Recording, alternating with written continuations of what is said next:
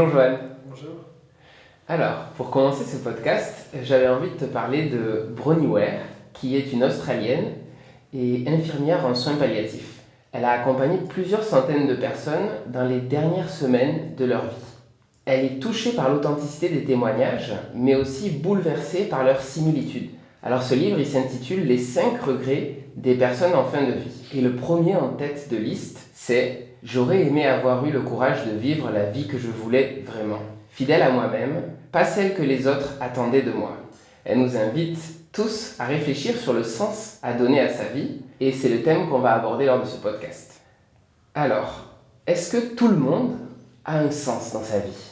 Ouais, je crois que tout le monde a un sens et une direction qui lui est propre.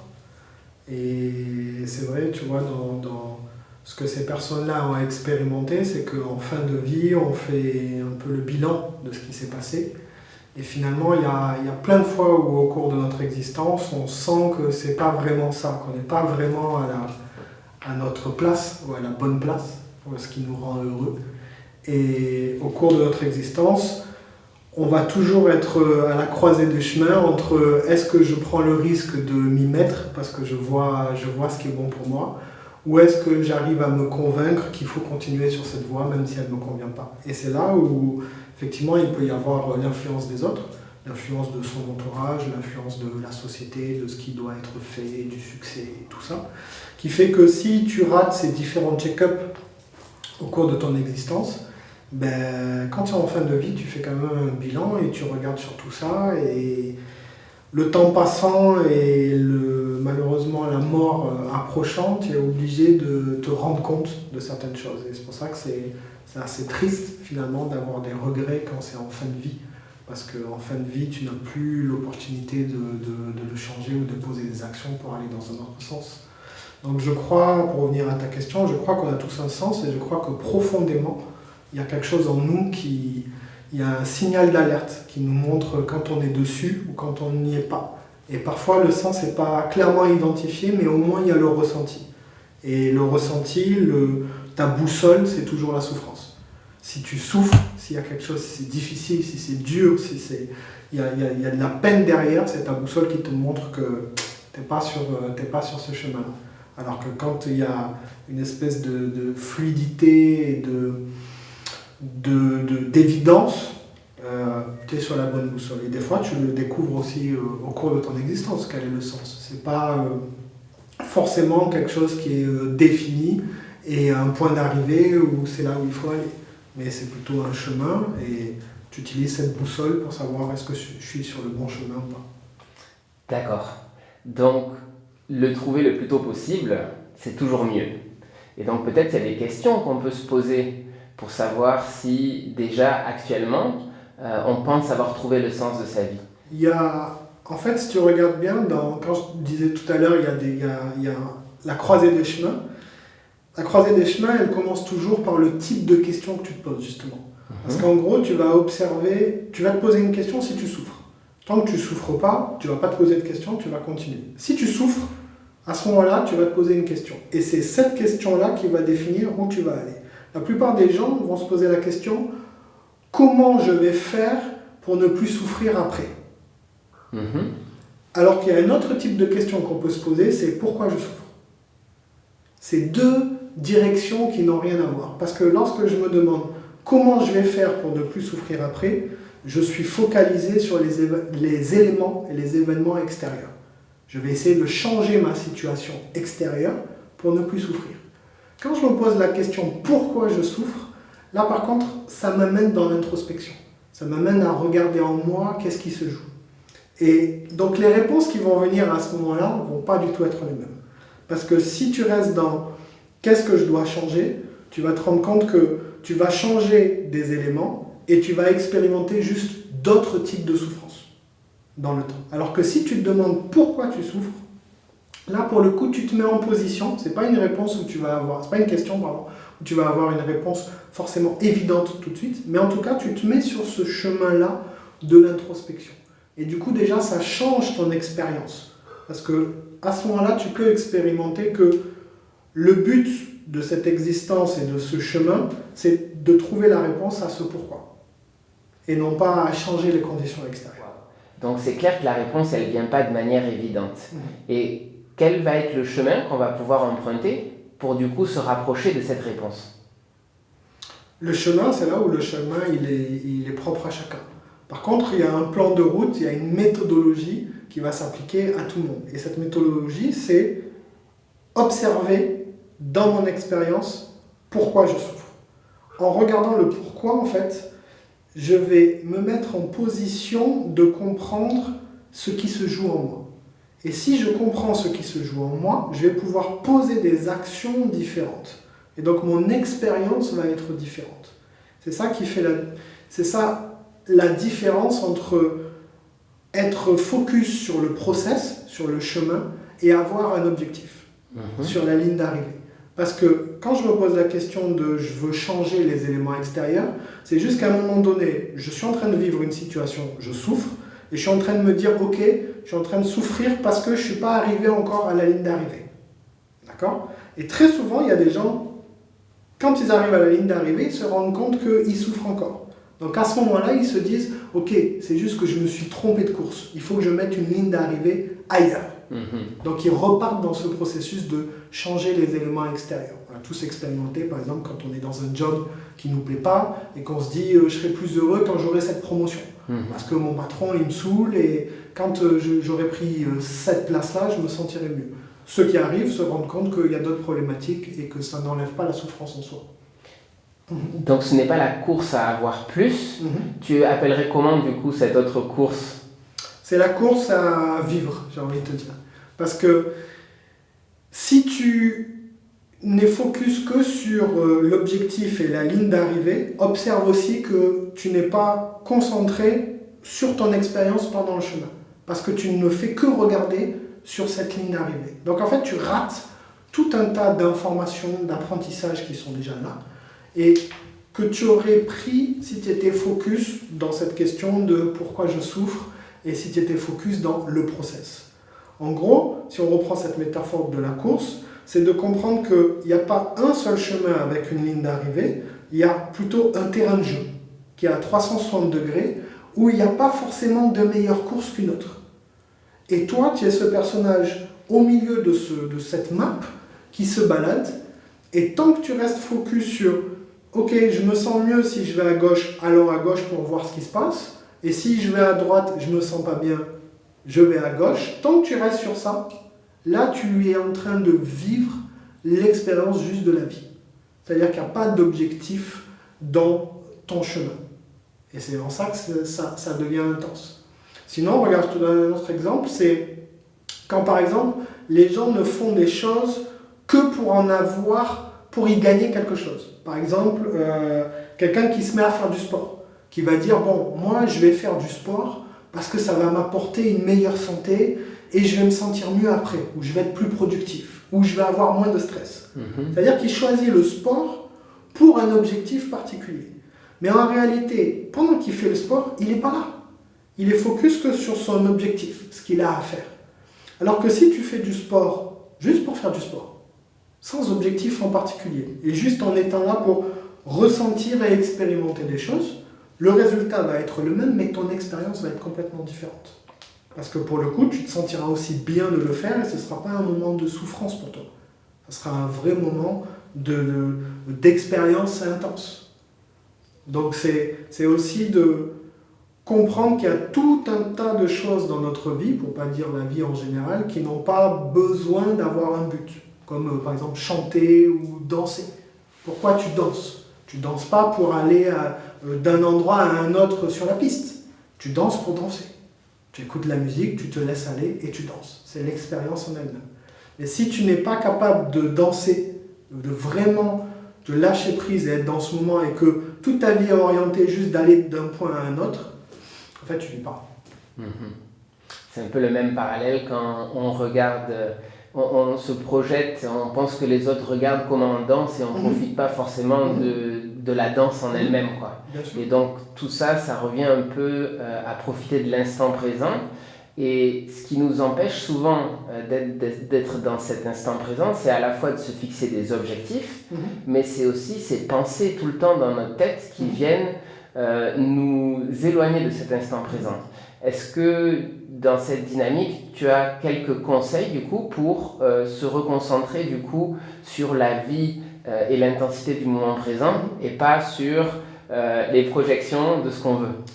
La vie et le moment présent ne peut être expérimenté qu'à travers le corps et à travers donc les sens. Ton existence, si tu ne passes pas par des sens et que tu passes que par le mental, comme tu disais, c'est un très bon exemple, quand tu es en train de danser et que tu es en train d'observer comment les autres te regardent. Tu n'es pas en train de danser, tu es en train d'avoir peur de comment ils te jugent, tu es en train de comparer les autres danseurs, tu n'es pas en train de danser. Et en fait, ton expérience là, elle n'est que mentale. Ton corps est en train de bouger, mais il ne bouge pas vraiment. Ton expérience, toute ton attention et ton énergie est mentale. Donc tu ne vis pas, tu interprètes ce qui est en train de se passer. Tu analyses ce qui est en train de se passer. Donc du coup, tu portes plus d'importance à l'analyse et au regard que ce qui est en train de se passer. Donc effectivement, le seul moyen d'atteindre cet état de lâcher prise, parce que c'est de ça qu'on parle, lâcher prise, ça veut dire lâcher l'analyse, lâcher l'interprétation, juste être là, c'est passer forcément par le corps, passer forcément par les sens. Alors chacun a des sens dominants, développés, c'est pour ça qu'il y en a qui naturellement vont aller vers la danse parce que bouger et le corps c'est quelque chose de naturel pour eux. D'autres ça va être juste écouter la musique, ils vont être très intenses juste en écoutant la musique et ils vont s'évader, il n'y aura pas de pensée juste en écoutant. D'autres ça va être goûter des choses, il y en a qui prennent énormément de plaisir juste à manger, mais sans l'interprétation, juste goûter et être là. Ou regarder. D'une manière générale, ça sera à chaque fois que j'observe que je ne suis pas dans la scène, je ne suis pas en train de la vivre, je suis en train d'interpréter la scène, à chaque fois, ce sera « Ok, je viens de prendre conscience de ça, il faut que je repasse par mon corps ». Si j'arrive à mettre ça en place, effectivement, je vais élargir mon temps de présence et je vais diminuer le temps d'interprétation. Ok. Maintenant, si je refais le lien avec ce qu'on disait tout à l'heure, donc c'est important de ne pas avoir d'objectif pour prendre du plaisir dans le process, mais pourtant, quand on regarde ces personnes en fin de vie, qui regrettent de ne pas avoir vécu ce qui était vraiment pour eux, on aurait tendance à se dire qu'un de nos objectifs, c'est du coup de trouver le sens de sa vie. Comment on va pouvoir trouver ce sens de sa vie sans se donner un objectif? Trouver le sens de sa vie, ça devrait être pour toute personne être heureux. Si tu creuses juste quel est le but de l'existence, c'est être heureux. Et qu'est-ce que c'est être heureux? C'est vivre. D'accord? Ça, c'est la racine commune. Ensuite, il va y avoir la question en fait sous-jacente, c'est comment obtenir cet état d'être heureux. C'est ça que les gens se questionnent dans le sens de ma vie. Et c'est là où on en revient un petit peu à ce que j'ai dit tout à l'heure sur si dans le moment présent, je suis en train de souffrir, c'est que je n'y suis pas. Donc je n'ai pas forcément besoin encore une fois, de l'analyser, de l'interpréter en me disant il faut que je passe telle étape pour arriver là-bas et c'est ça qui va me rendre heureux. Il faut juste être capable de regarder aujourd'hui qu'est-ce qui se passe. Parce que si j'enchaîne plusieurs journées, voire des mois, et malheureusement pour des personnes, des années, en observant chaque jour que je ne suis pas bien, mais en posant chaque jour les mêmes actions et en essayant juste de changer des éléments extérieurs, ça n'arrivera jamais. Donc trouver le but de sa vie passe par une observation quotidienne et une remise en question pour qu'on puisse comprendre si on est heureux dans ce que l'on fait et pas dans une projection de ce qu'on aurait plus tard. Je te coupe, pas comprendre. Parce que justement, c'est quand tu dis j'essaye de comprendre, comprendre c'est le champ de l'analyse, c'est le champ du mental. Et c'est lui qui va essayer de relier des points, c'est lui qui va te dire des fois, ok, si dans telle situation je me sens bien, j'ai compris que je me sens bien, donc il faut que je le reproduise. Donc il y a une attente et il y a un objectif. D'accord? Au contraire, ça va être vivre une vie sans avoir besoin de comprendre. Mais vivre une vie plutôt en étant dans le ressenti, en étant dans l'information qui est déjà là. Parce que ce qui t'a rendu heureux à un moment donné, ça ne veut pas dire que si tu réunis les mêmes conditions, tu vas être heureux plus tard. Et on l'observe, le temps passe, il y a du mouvement qui se joue. C'est pour ça que d'avoir un plan fixe même de quel est le sens de ma vie, c'est un non-sens. Parce que tu ne vas avoir une réponse que sur l'immédiat, qui te met sur ce chemin. Mais après, en avançant, tu peux découvrir que c'est autre chose. Donc, si en avançant, tu découvres que c'est autre chose, mais que tu t'enfermes dans « non, mais j'ai défini que l'année dernière, le sens de ma vie, c'était ça », tu repars dans une voie qui va t'apporter du malheur, de la souffrance. Donc, c'est pas comprendre, c'est plutôt observer et ressentir. Avec, je te dis, cette espèce de boussole qui est dans le moment présent. Ce qui veut dire que ça peut changer. Il y a beaucoup de choses qui peuvent changer. D'accord. Donc, ressentir dans l'instant présent.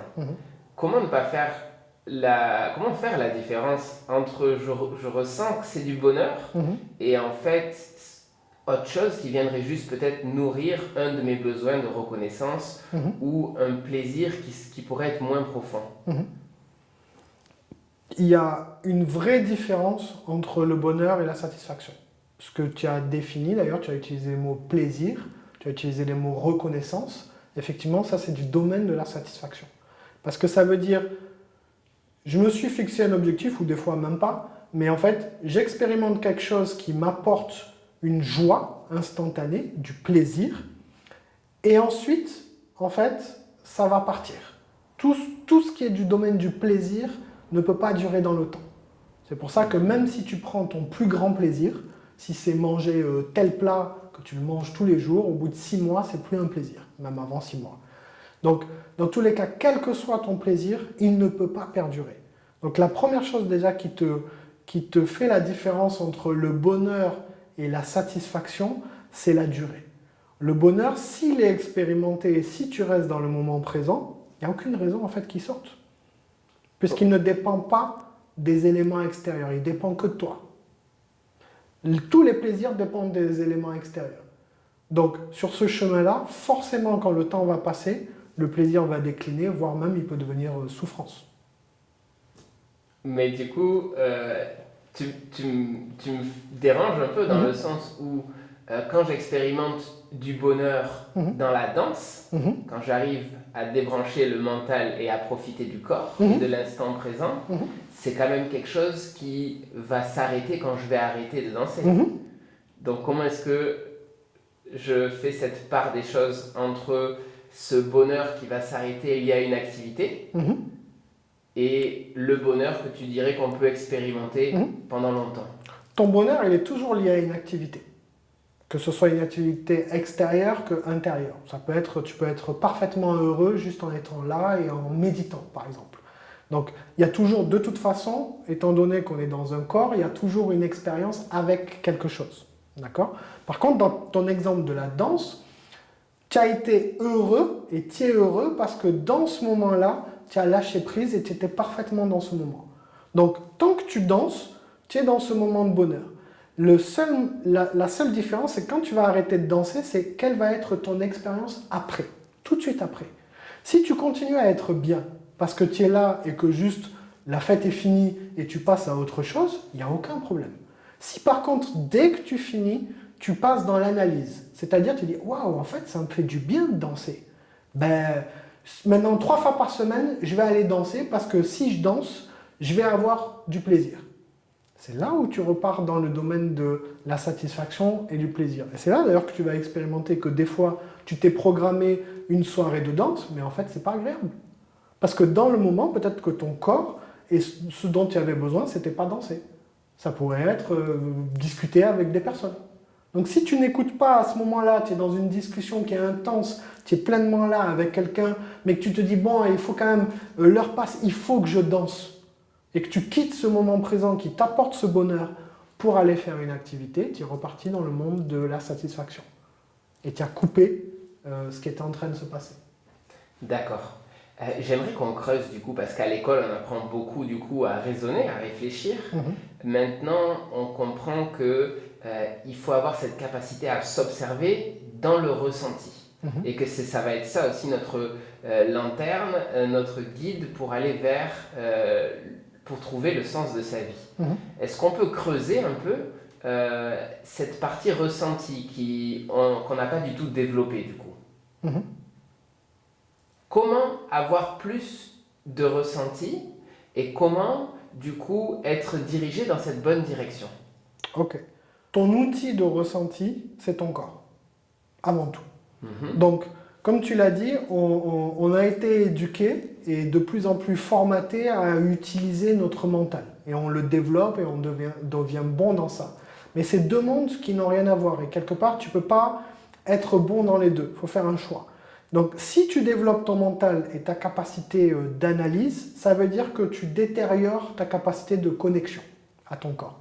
Parce que cette machine-là, tu es en train de l'entraîner, donc elle va avoir de plus en plus de capacité à interpréter, à créer des liens, à produire de l'analyse.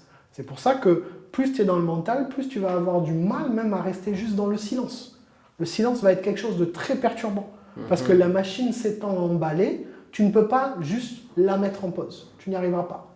Tu vas avoir même des problèmes de rester focus sur un seul sujet. C'est normal, tu l'as entraîné pendant des années. Donc, comme tu l'as entraîné, elle, pendant des années, ce mental et cet outil, ton corps, tu l'as négligé. Donc, obligatoirement, pour avoir plus de ressenti, il faut désentraîner le mental, lui apprendre à se taire, lui apprendre à rester dans le silence pour que tu puisses expérimenter autre chose, pour que tu puisses repasser par le corps. Et donc, c'est aussi un entraînement. Et c'est pour ça que ça n'arrive pas comme ça. Tu ne peux pas avoir passé des années, 20 ans, 30 ans de ta vie à développer du mental et te dire maintenant, je vais lâcher prise. Non. Parce que même ton mental, à ce moment-là, il t'enverra d'autres infos, il te dira le lâcher prise, c'est mal. Ça veut dire perdre le contrôle. C'est de la faiblesse. Ne lâche pas. Lui, il a besoin de contrôler. Alors que ton corps te dira, il n'y a rien, il n'y a pas besoin de s'exciter. Là, dans le moment présent, là, il n'y a rien. Là où on est, là, il n'y a rien qui se passe. C'est tranquille. Donc, c'est une espèce de balance où effectivement, si tu te rends compte que tu es trop dans le mental et trop dans l'analyse, il va falloir que tu apprennes et que tu mettes en place des choses pour le calmer et développer plutôt ton corps, donc développer tes sens, ta capacité à te connecter. Autant le corps que le mental, ce sont deux outils. Ce sont deux outils de l'expérience. Ton corps te permet d'expérimenter la vie. Le mental te permet d'analyser la vie. Il ne faut pas que tu te trompes entre les deux. Et dans nos sociétés occidentales, malheureusement, on peut observer qu'on a donné plus d'importance au mental. On donne plus d'importance à l'analyse que la vie elle-même. On veut comprendre les données, on veut comprendre que ça se produit. On agit comme des ingénieurs de la vie. Et c'est pour ça que le mental, lui, il veut forcément y mettre un sens et il veut y mettre un objectif. Sinon, il ne comprend pas. Sinon, pour lui, ça n'a pas de sens. Donc, il laisse tomber. Juste danser pour danser, ça n'a pas de sens. Il va te dire, mais tu danses pourquoi? Tu veux améliorer ta santé? Ou tu veux juste avoir du plaisir? Ou tu veux... Il a besoin de ce pourquoi. Le corps, il n'a pas besoin du pourquoi. Lui, il veut juste être là. D'accord. Et juste, est-ce que tu peux nous donner quelques exemples de choses qu'on peut faire et peut-être des habitudes ou des activités qui vont du coup nous mettre sur cette route pour avoir plus de ressenti grâce au corps? Mais le moyen le plus simple, c'est déjà identifier quel est ton sens dominant, lequel tu arrives à avoir le plus d'intensité dedans, et de mettre des activités qui vont avec ce sens-là. Comme je te disais, par exemple, si c'est vraiment goûter, tu peux te mettre comme activité juste de manger différents plats en mettant toute ton intensité dans manger à être là. C'est-à-dire ne regarde pas ton téléphone, n'écoute pas la musique, même ne parle pas avec quelqu'un. Juste mange.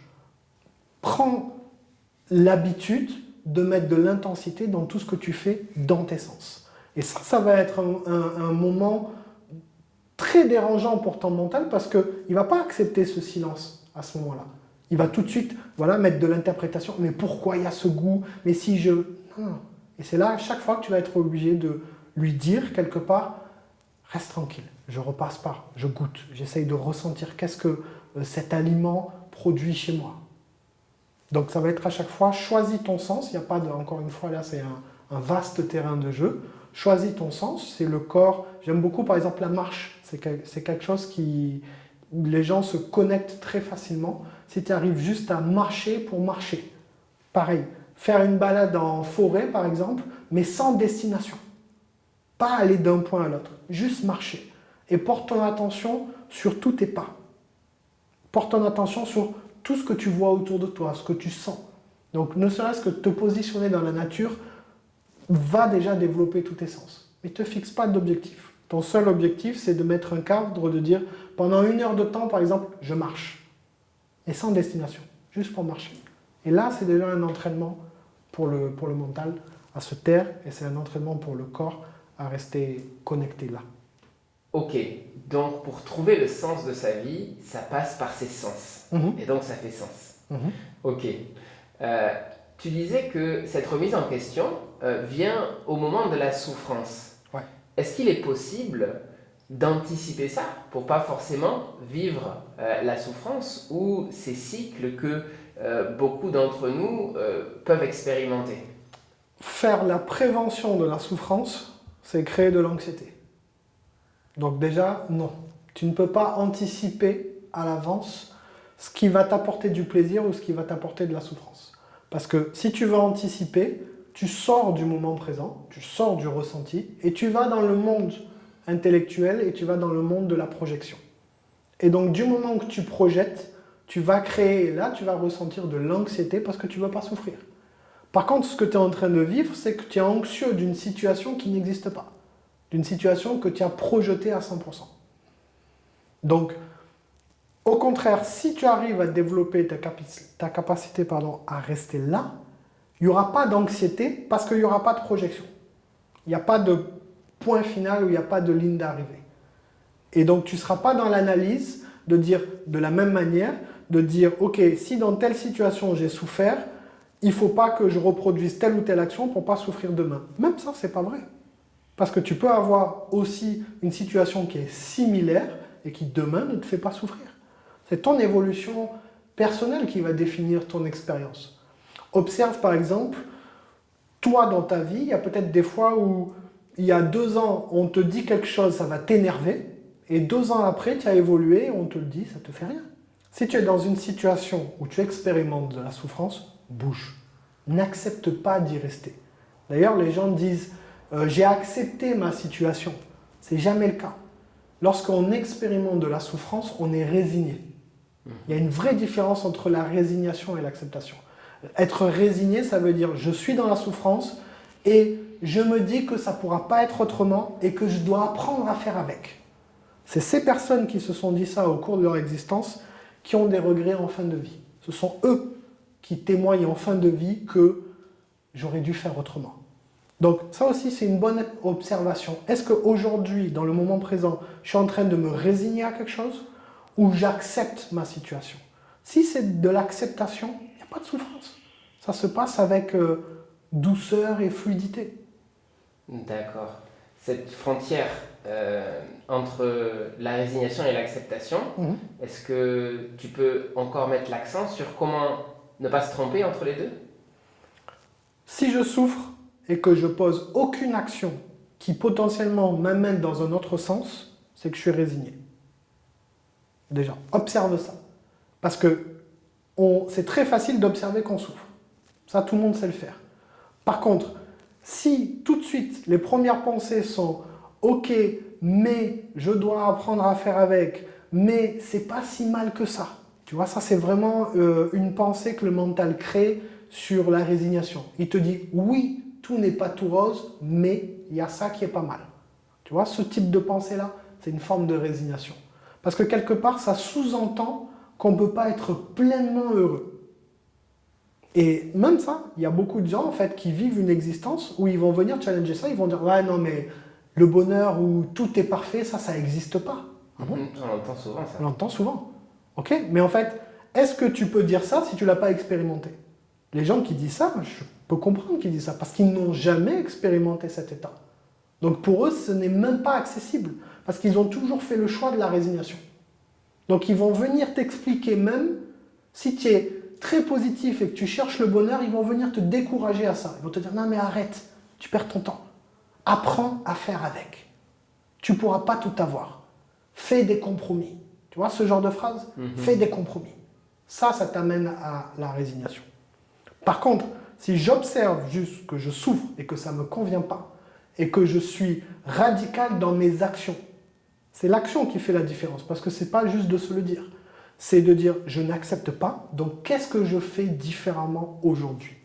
Ça t'amène dans le monde de l'acceptation. J'accepte que je dois bouger, et donc je pose des actions pour bouger. Ok, donc l'observation, les sens, pour trouver son sens, c'est quand même quelque chose qu'on n'a pas l'habitude d'entendre et du coup, le raisonnement logique qu'on aurait tendance à avoir pour trouver le sens de sa vie n'est pas forcément celui qui nous amène à expérimenter le bonheur et donc de trouver le sens de sa vie. Il y a encore beaucoup de choses à creuser, comme passer à l'action, mais pour l'instant, je pense qu'on a bien creusé cette partie sur trouver le sens de sa vie. Merci beaucoup Johan pour ces explications. Merci et on va continuer à expérimenter et creuser ensemble avec plaisir et bonheur. Merci à toi. Merci.